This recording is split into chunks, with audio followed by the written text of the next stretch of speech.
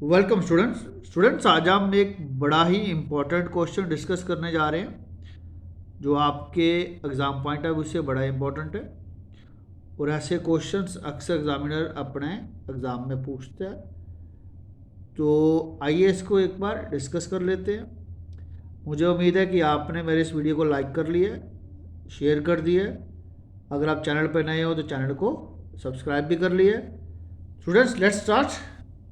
कह रहे हैं a motor boat whose speed is 18 kilometre per hour in still water.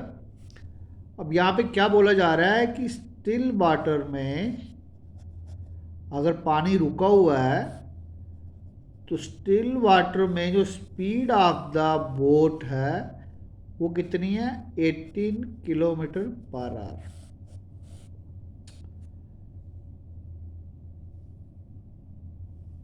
क्या कहा? और a motor boat whose speed is 18 kilometre per hour in still water. अब इसकी नेक्स्ट कंडीशन क्या है? Takes 1 hour more to go 24 kilometre upstream then to return downstream to the same spot. कह रहा है कि वही अगर मोटर बोट अपस्ट्रीम जाती है, सपोज करिए ये पानी का फ्लो है, चैनल बह रही है और ये इसका ये डाउनस्ट्रीम।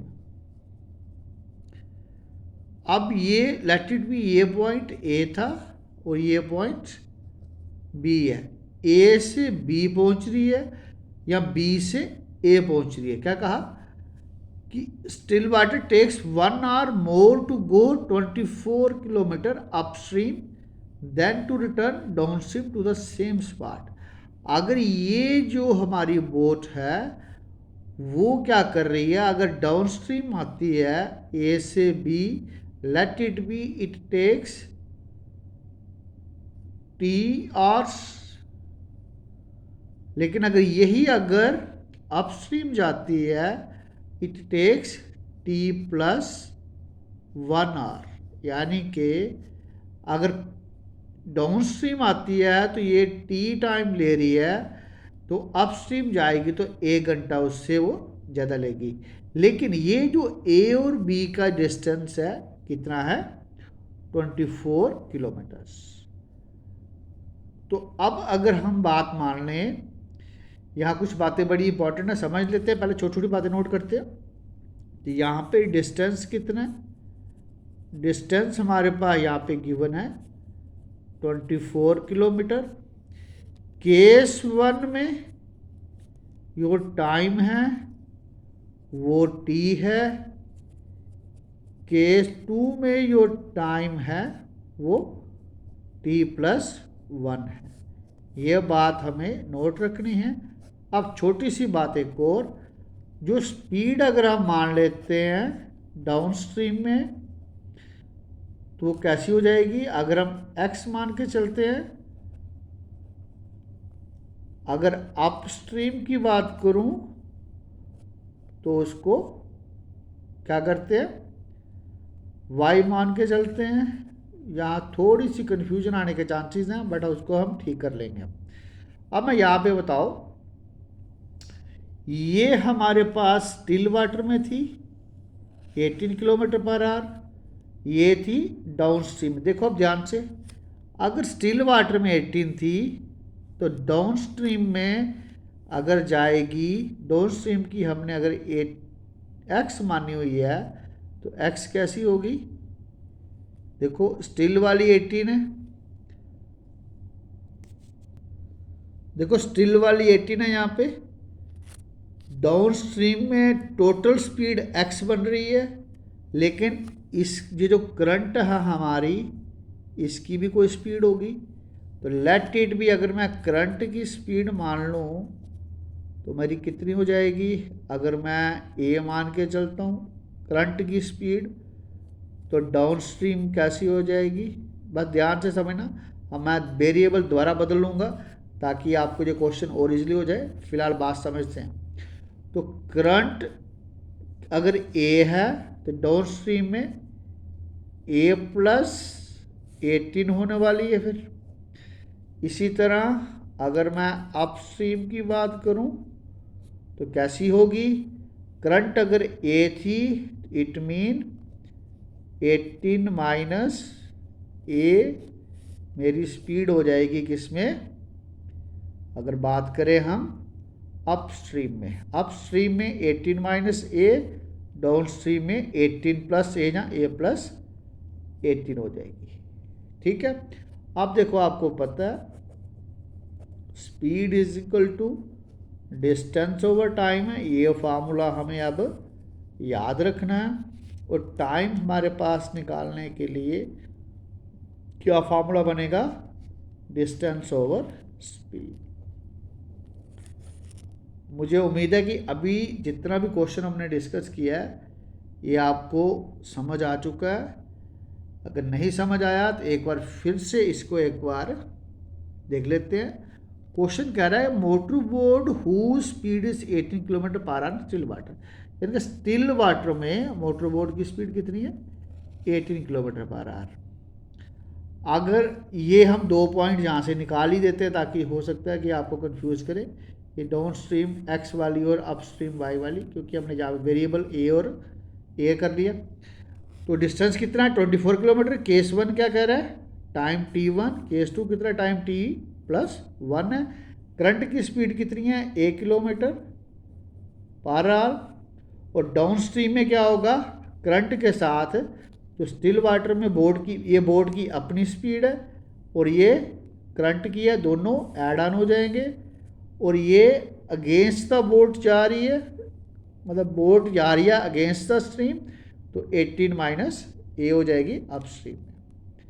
तो हमारे पास जो पहला केस था मेरा, अगर मैं डाउन स्ट्रीम बना के चलूँ तो वहाँ पे टाइम कितना लेगी? वो डिस्टेंस तो 24 ही था, तो स्पीड क्या थी हमारी? ए प्लस 18। इसी तरह टाइम 2 देखें तो डिस्टेंस तो वही था, स्पीड कितनी थी? 18 माइनस ए, है ना। तो लेकिन दोनों का अगर हम डिफरेंस देखें, T2 माइनस T1 कितना था? 1 आवर वो ज़्यादा ले रहे थे। यही स्टेटमेंट्स हम अब बनाने वाले हैं। आइए स्टार्ट करते हैं क्वेश्चन को। तो सॉल्यूशन में क्या लिखेंगे? Let the speed of current is equal to a kilometre per hour. तो speed of boat in still कितनी है? Still water equal to 18 kilometre per hour. तो स्पीड इन डाउन स्ट्रीम कितनी हो जाएगी? 18 plus a kilometre per hour. Speed in upstream हो जाएगी 18 minus a kilometre per hour. तो यहाँ पे T1 कितना हो जाएगा? 24 ओवर 18 प्लस ए। यहाँ पे T2 कितना हो जाएगा? 24 18 minus a. According to question क्या था कि T2 minus T1 equal to 1।